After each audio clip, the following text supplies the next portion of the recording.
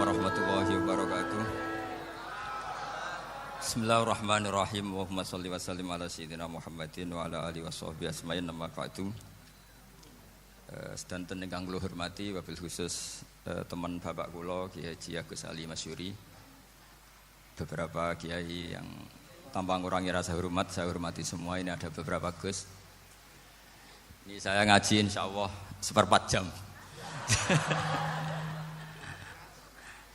Seperempat jam nanti yang menghisap Gus Kausar berapa Gus? 10 menit. 10 menit.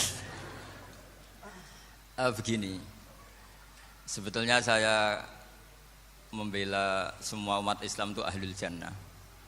Karena saya ini ibarat marketing. Kalau orang Kristiani itu kan setiap orang mati sudah tenang bersama Bapak di surga. Jadi kampanye itu menarik sekali. Sementara kita sudah kiai, sudah imam masjid, sudah ulama, masih saja dikhawatirkan su'ul khotimah. Ini kalau kampanye ini tidak imbang, ini nanti saya takut kalah. Makanya saya bilang pokoknya semua orang mukmin itu ahlul jannah. Karena memang asli hadisnya seperti itu, man qala la ilaha illallah dakhalal jannah. Bahwa kemudian ada beberapa kiai yang mungkin wataknya itu pesimis, kemudian bikin sekian aturan-aturan yang sebetulnya itu cerminan dari pesimisnya, terus akan-akan masuk surga itu susahnya bukan main. Nah itu saya tidak setuju karena tadi pasti kalah dengan kampanye sebelah yang setiap orang mati dibilang sudah tenang bersama Bapak apa? Di surga. Jadi ini penting. Terus kedua saya bilang agama ini sudah begitu baik. Masa kunci surga sudah dibocorkan miftahul jannah la ilaha illallah. Masa sudah pegang kuncinya enggak jadi masuk surga, itu kan aneh. Ya sudah masuk saja, tapi tidak usah minta bantuan saya, masuk aja. Kan sudah pegang kuncinya. Terus ketiga, kenangan terburuk saya ketika jadi kiai itu gini, saya ada beberapa guru SD datang ke saya. Ini agak-agak masalah besar. Gus boleh enggak buka ujian nasional yang masih disegel?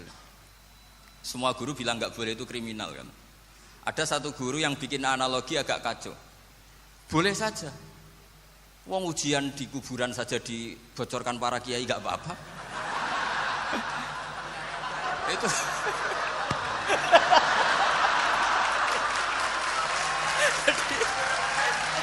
tapi ini kriminal ya. Perhatian kepada kiai, nggak boleh memukul pemateri.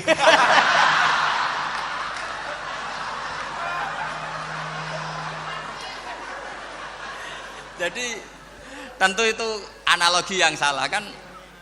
Marrobuka kan, Tuhan kamu siapa, Nabi kamu. Tuhan kamu siapa, Nabi kamu siapa, imam kamu siapa. Ini kan sudah dibocorkan oleh para kiai. Artinya apa? Nak raiso jawab kebablasan gitu. Terus guru ini berpikir kalau ujian akhirat sekrusial itu saja bisa dibocorkan, kenapa ujian nasional tidak boleh? Tentu ini kias yang salah, saya tidak ngajari seperti itu.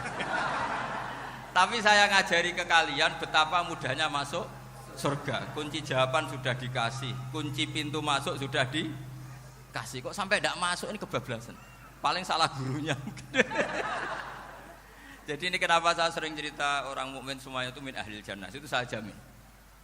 Sama tidak usah takut su'ul khotimah, tidak usah takut berlebihan seperti itu. Karena setahu saya, setidaknya saya mewakili ulama zaman ini. Rata-rata guru kita ini bermadzhab Syadzili dalam berkeyakinan berpikir tentang Allah. Di antara ini yang mulai saya ngomong serius, supaya tadi kan guyonannya sudah diambil Gus Reza sama Gus Kausar.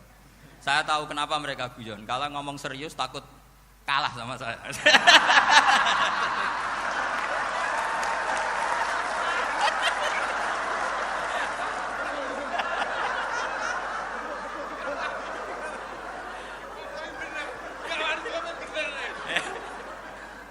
Karena saya ini sudah terkenal pemikir serius, jadi artinya itu satu kepintaran mengalihkan. Ya, oh ya, sudah itu satu kecerdasan. Tidak hanya ngalim tapi betul cerdas. Jadi itu bukti beliau-beliau ini cerdas itu. Saya berpikir begini, ini madzhab Syadzili. Kita semua tentu Syadzili karena kita semua ngaji kitab Hikam.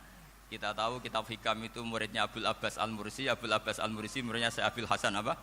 Asy-Syadzili. Saya masih ingat betul makalah itu dan saya ulang-ulang. Setiap saya ngajar di sarang saya ajarkan itu. Kilali kata Abdul Hasan As-Sadili, saya pernah dapat hatif, dapat semacam ilham.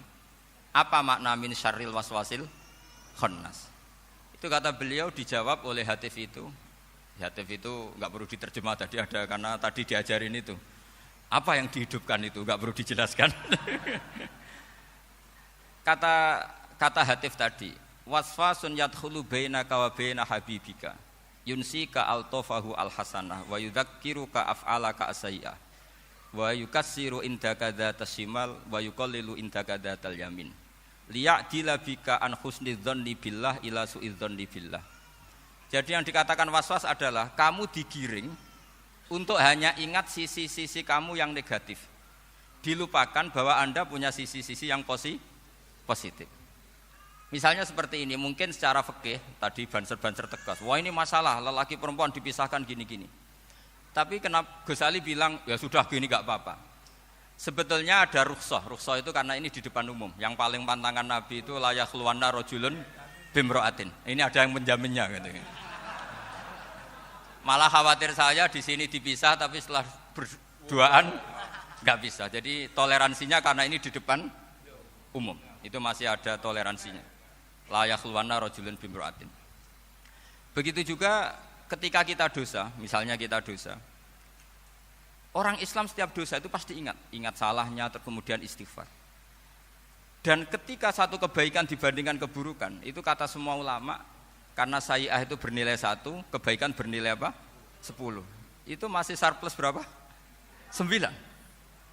Jadi itu cara berpikir Abdul Hasan As-Sadili. Kenapa kamu harus berpikir positif tentang Tuhan? Sekali berpikir tentang negatif, itu bahaya betul. Misalnya begini, kamu berpikir tak rewangi jadi kiai, sujud, rukuk, ternyata aku tetap mlebu neraka. Gunane apa? Itu menurut saya kan enggak punya akal. Sujud itu satu kelaziman menghamba kepada Allah. Normalnya seorang hamba itu ya sujud. Kemudian gara-gara kamu ingin masuk surga, terus logika kamu dibalik. Gunanya apa saya sujud? Ternyata saya masuk neraka. Itu pertanyaan yang benar-benar bodoh dan itu menjadikan Allah benci. Logikanya dibalik begini. Ini saya ngomong serius karena ini bentuk kemenangan saya ini bentuk kemenangan saya. Saya berkali-kali ngomong di kota pelajar di Jogja karena banyak pengujinya juga. Bukan sekedar pendamping tapi penguji. Banyak yang profesor, bukan sekedar doktor, banyak yang profesor. Jadi ya ini dok. Begini, saya pernah ditanya sama seorang dosen, Gus, saya ini ngaji hadis banyak, tapi ada yang saya tidak paham, yaitu mangqala la ilaha illallah dakhalal jannah, ada kalimat wa in zana wa in saraka. Meskipun pernah zina, pernah maling. Ini kan seakan-akan mentoleransi perzinaan dan pemalingan. Terus saya bilang, oh makna hadis itu seperti ini. Jadi kebenaran absolut, kebenaran yang mutlak itu tidak akan terganggu oleh status perilaku seseorang. Saya berkali-kali memberi contoh. Orang yang ditangkap KPK akan bilang 1 tambah 1 2. KPK-nya juga bilang 2. Rivalitas dalam politik, Pak Prabowo ya bilang 2, Pak Jokowi juga bilang 2. Orang yang zaniyah, yang lonte pun akan bilang 2, muftinya juga bilang 2, ketua MUI-nya juga bilang 2. Artinya gini, kebenaran yang absolut adalah kebenaran yang siapapun akan meyakini seperti itu. Seperti 1 ditambah 1, 2. Kamu punya musuh bilang 2. Kalau ibu-ibu ini punya maru ya marunya bilang 2 tadi tambah mama. Enggak tahu saya terjemahnya apa tadi. Nah, kebenaran yang absolut itu kebenaran yang siapapun pasti mengakui. Dan uniknya begini, saya pernah ngaji acara himmah, acara pondok sarang di Demak. Kalau kamu bilang 1 ditambah 1 menjadi 2, untuk mengatakan 2 itu kamu butuh hadiah enggak? Mereka semua jawab enggak. Kita semua enjoy saja mengatakan tembok itu putih. Kenapa? Karena memang putih. Kita mengatakan 1 tambah 1 2 karena memang kita tanpa presentasi dapat hadiah, dapat penghormatan. Kenapa untuk mengatakan Allah itu Tuhan kita butuh surga? Memangnya kalau tidak ada surga Allah tidak jadi Tuhan? Ini problem orang soleh-soleh yang terlalu pesimis. Makanya nanti orang-orang soleh itu masuk surganya berat. Tapi kalau orang alim lebih gampang kira-kira seperti itu. Iya, karena kan imannya lebih bagus. Dalam hadis qudsi Allah ini yang dibuli orang-orang soleh. Laulam akhluk jannatan wala naron alam akun ahlan an uto'ah, dalam hadis qudsi itu. Kalau saja saya tidak menciptakan surga dan neraka, apa saya tidak jadi Tuhan yang perlu ditaati? Apa kalau kamu tidak saya kasih uang 1 juta terus bilang 1 tambah 1 11? Enggak kan? Tetap bilang berapa? 2. Kalau kebenaran absolut yang 1 tambah 1 kamu bilang 2 meskipun tanpa mendapat hadiah. Kenapa untuk bilang Allah Tuhan kamu butuh hadiah surga? Itu kan ra ikhlas blas. Makanya saya terus mengajarkan ikhlas. Ikhlas itu bisa dilatih dengan akal, dengan pikiran, bil ilmi lah. Harus dilatih. Nah di sini ini momen atau makna yang mestinya harus difahami wa inzana bahwa kalimat ini sah meskipun dilafatkan seorang yang pernah zina. Sama seperti 1 tambah 1 2 sah, diucapkan siapa saja sah. Dan siapapun akan mengucapkan itu secara ikhlas. Ini penting saya utarakan. Sehingga setelah ada firqah-firqah takfiri yang mengatakan orang megang keris itu syirik, ke kuburan syirik, ini syirik. Itu salah besar. Salahnya adalah tadi kalimat-kalimat atau kebenaran-kebenaran absolut ini sudah jadi sibghata wa man ahsanu minallahi sibghah. Kalimat ini begitu absolut di hatinya orang mukmin. Sehingga ketika terganggu oleh hal-hal yang adat istiadat kayak pegang keris, kayak apa, ini tidak mengganggu. Tetap kualitas iman ini di atas keyakinan adat membawa apa keris. Kalau orang membawa keris menjadi syirik karena percaya sama makhluk. Orang misalnya kejawen kalau nggak bawa keris nggak nyaman. Orang kota itu kalau nggak bawa ATM juga nggak nyaman. Itu tidak dihukumi syirik. Kamu pergi lupa bawa HP nyaman enggak? Enggak, kenapa enggak dihukumi syirik?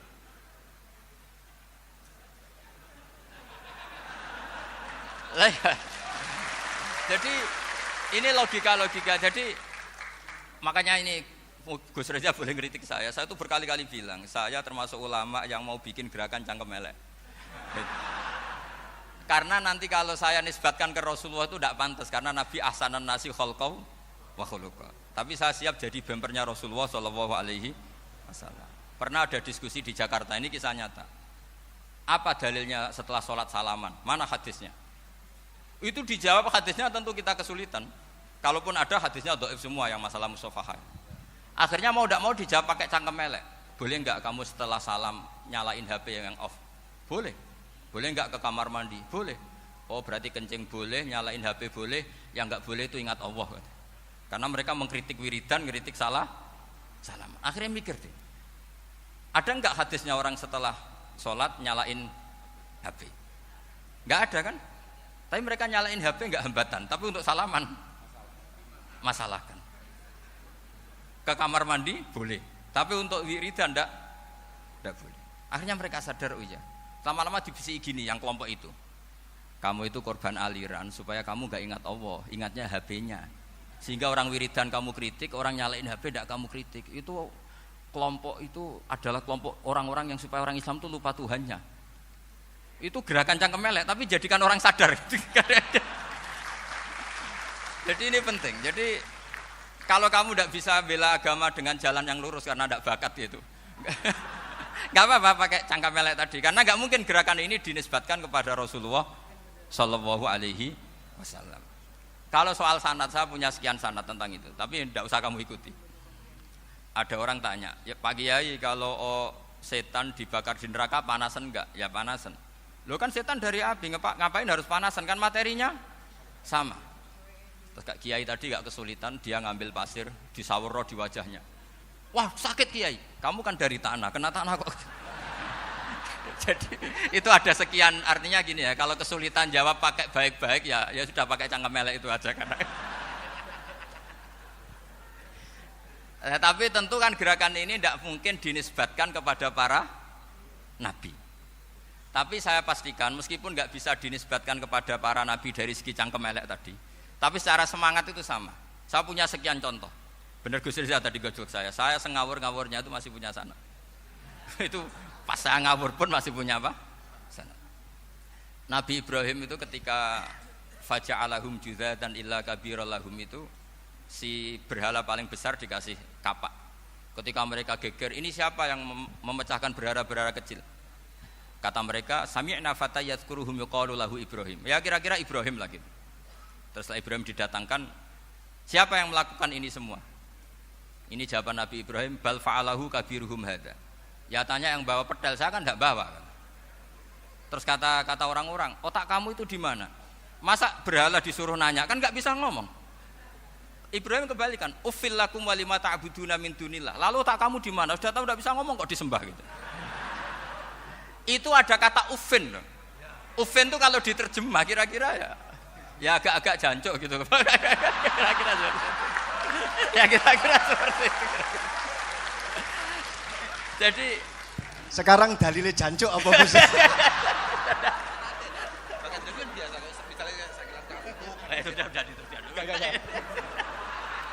Gimana? Jancuk itu dari daksu, dak tinggalkanlah suan perkara sing elek. Krono ilate wong Surabaya kakean rawon, akhirnya ngomongnya jancuk.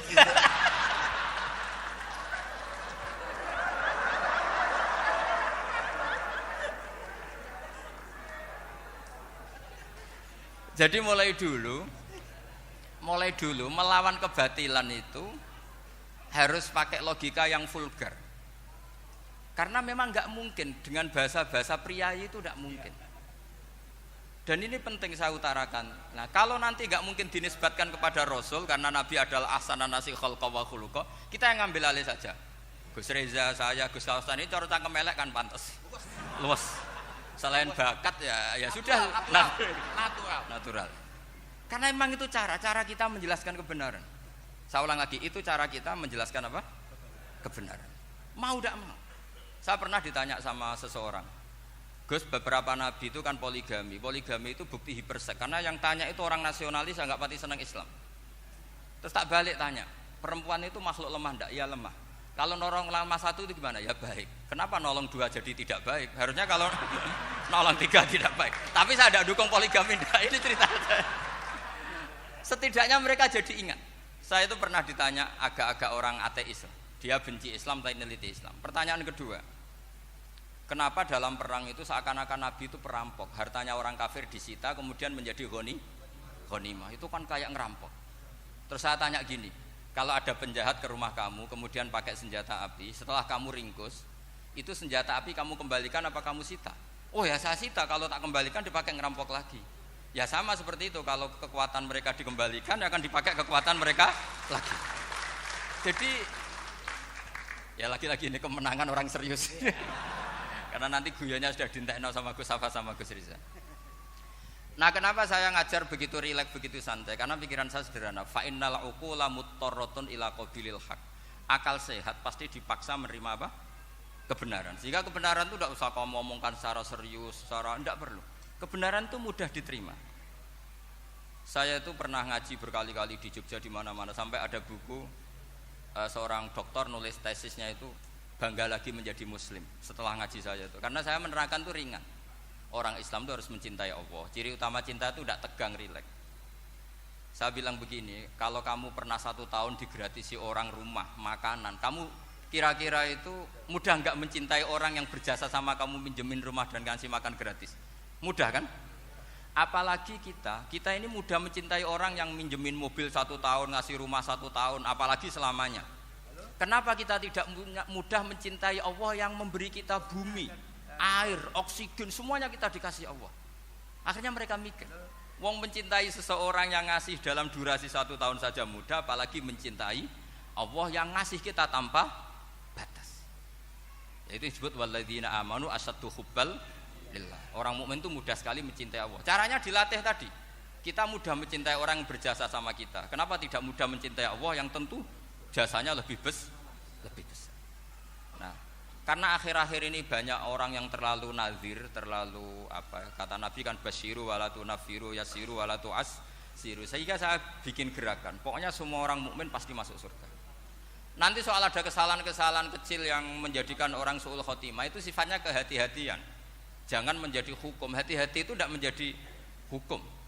Kalau kamu nyupir hati-hati itu bukan berarti pasti kecelakaan. Enggak. Hati-hati itu ya hati-hati saja, tidak menjadi hukum. Ini penting saya utarakan karena kubu sebelah kampanyenya sudah tadi, setiap mati mesti tenang bersama Bapak di surga. Sementara kita mau kampanye, kamu sholat tidak mesti diterima, haji tidak mesti diterima, jadi kiai tidak mesti masuk surga. Coba kalau kita kampanye gitu terus, yang mau jadi muslim itu siapa? Jadi ini sudah tak perhitungkan matang-matang saya milih mazhab seperti itu. Ya ini saya pikir sudah, ini pembandingnya supaya punya waktu. Saya suka sekali. Nah ini yang sesi terakhir ya, sesi terakhir. Saya akan cerita fikih karena Nyun sewu Gus, ada iklan sebentar dari ibu-ibu, pentolan mic kurang dekat ke mulutnya Gus Baha. Sehingga suaranya tidak terdengar sampai ke belakang. Oh, gitu, pentolannya didekatkan Gus ke mulut. Ini kalau ngomong konotasinya itu mesti nyerempet. Sudah apa ya? Sudah ahlinya di situ. Ya malah ada di situ.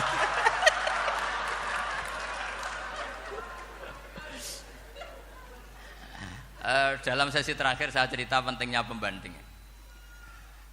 Imam Rafi'i itu yang ngarang kitab Muharrar. Kitab Muharrar ini adalah ringkasan dari kitab Al-Wasit. Al-Wasit itu karangannya Imam Ghazali. Al-Wasit sendiri ini khas ngaji NU karena NU maknanya Nahdlatul Ulama, gerakan para ulama. Jadi kalau nggak ngerti alim-alim seperti itu ya ada NU. Sebenarnya sampai itu pasnya Nahdlatul Ummah, gerakan umat. Tapi kan sudah jadi partai politik Nahdlatul Ummah. Karena yang katakan NU itu Nahdlatul Ulama, gerakannya para ulama. Imam Rafi'i itu berpendapat sujud itu cukup pakai batuk, pakai jidat. Itu dalam kitab Muharrar. Wal asoh anna sujud yasihu mau cukup biwat iljabah. Ketika Imam Nawawi mentasih kitab Muharrar namanya Minhajut Thalibin, itu mengkritik Imam Rafi'i. Kata beliau sujud itu untuk sah harus melibatkan 7 anggota karena berdasar hadis umirtu an asjuda ala sabati a'zumin, yaitu al jabhah wal yaden warubaten wal qadamen, yaitu jabhah 2 tangan, 2 lutut dan 2 qadamen. Akhirnya saya ngecek di kitab asli Imam Rafi'i termasuk Ashabut Tarjih dan Imam Nawawi. 2 orang ini khilaf. Kan nggak mungkin kita sebagai musahihnya karena yang khilaf ini 2 ulama besar, satu Imam Rafi'i, satu Imam siapa? Nawawi. Kita tidak bisa hanya ngikuti Fathul Mu'in yang mengatakan idza khtalafan Nawawi war Rafi'u qudiman Nawawi, tidak bisa karena Imam Nawawi ini sering nginduk sama kitabnya Imam Rafi'i karena senior Imam Rafi'i. Setelah saya cek di kitab kitab asli Mamba ya, satu sumbernya semua mazhab apa? Syafi'i. Ternyata Imam Syafi'i nak ngedikan hanya begini. Wa uhibbu, saya suka setiap orang Islam sujud itu melibatkan 7 anggota karena itu aman, pasti sah. Tapi wayah tamilu kata beliau, tapi mungkin saja sujud hanya watul jabah itu sah. Kenapa kata Imam Syafi'i? Liqaulihi sallallahu alaihi wasallam atau li du'aihi apa sallallahu alaihi wasallam fi sujud sajadalaka wajhi wa sam'i wa basori. Nabi ketika sujud itu hanya berdoa, ya Allah sujud kepada engkau wajhi wa sam'i wa basori. Nabi tidak menyebut wayadi wa rukbati wa qadami. Sehingga saya berkali-kali bener kata Gus, saya ini pembela umat sing sujude 7 anggota ya tak lem pantes dadi Rais Suriah. Itu. Yang sujude bathuk tok ya tetap sah ngikuti mazhabnya Imam Rafi'i. Meskipun itu tidak saya anjurkan. Tentu tidak saya anjurkan. Alasannya Imam Syafi'i tadi, Rasulullah pernah berdoa dengan kata-kata sajadalaka wajhi, bukan diteruskan wayadi warubati wakoda. Sehingga fal khilaf huna bakin ala khiddati kalau dalam bahasa fikih. Khilaf biar tetap sesuai aturan khilaf masing-masing. Enggak perlu kamu menggugurkan pendapat Rafi'i yang mengesahkan sujud hanya pakai jabah. Ini penting karena tadi seperti saya katakan, yang sujud anggota pitu ya masuk swarga mergo pintere, sing nganggo bathuk tok yang mlebu swarga mergo gobloke tadi, karena aksaru ahlil jannah al-bulbu. Nah ini madhab saya. Jadi saya itu ingin umat Islam itu baik-baik saja. Iya betul, madhabin jenengan. Ya. Karena tidak mungkin lah kita tidak bela Islam di zaman akhir, tidak mungkin kan tadi kubu sebelah kampanyenya sudah seperti itu. Kalau kita ngomong ikhtiyat, kiai ra mesti mlebu swarga, sing salat ngethuk ra mesti husnul khotimah, wah kan jadi repot. Saya ini pengagum teori ikhlas, dilatih bil ilmi, saya ulang lagi, dilatih bil ilmi. Saya ini malunya tadi saya mengatakan 1 tambah 1 2 itu meskipun tidak ada yang memberi hadiah tetap saya katakan 2. Saya mengatakan air itu dingin, tidak ada yang ngasih hadiah, saya akan bilang kalau air itu dingin, kalau api itu panas. Untuk hakikat-hakikat seperti itu saja saya jujur tanpa ingin imbalan. Tapi ketika hakikat mengenai Allah kok saya minta imbalan surga dan neraka, ini apa-apaan? Kira-kira gitulah, Rois Suriah macam apa gitu.